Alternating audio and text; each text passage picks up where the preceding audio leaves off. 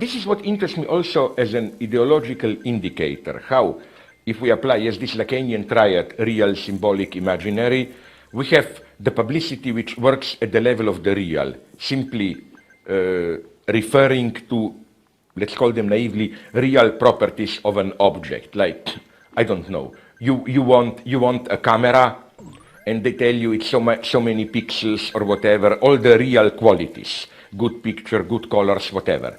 Then it would be symbolic level, which would be the level of competition, social status. By having this camera, you will impress others, whatever.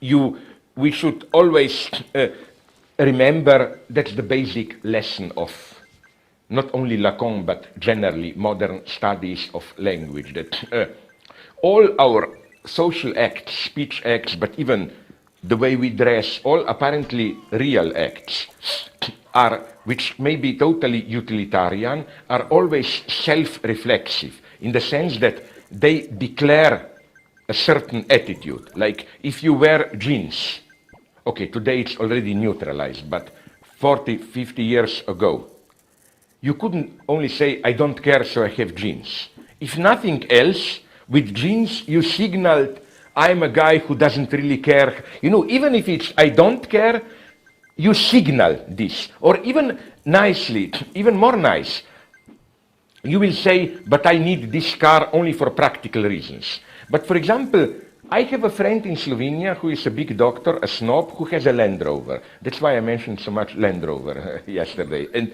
he is a doctor who lives close to the center of the city, and he goes to the hospital. His job is in the center of the city. So why Land Rover? The idea is Land Rover so that you live authentically, you can drive up the mountains and so on. But he just wants to signal this attitude while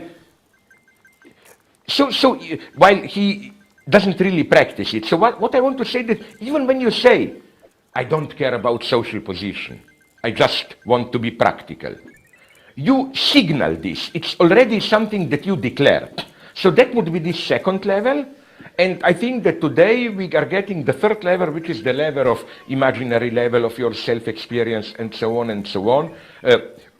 The idea is that what we are really buying, when we are buying commodities, is that we are buying certain psychological experiences.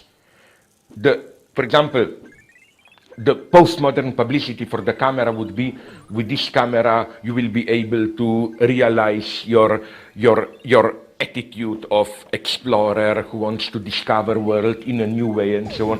They will refer to your experiences, so that more and more, as some intelligent people demonstrated, when we are buying objects, we are basically buying experiences, which is why some capitalists even try to sell you directly experiences, which is why we are more and more going in the direction of material instruments being just an appendix to experiences. For example, if I remember in the early days of video, you bought those big boxes, video player, and you got 3-4 tapes for free.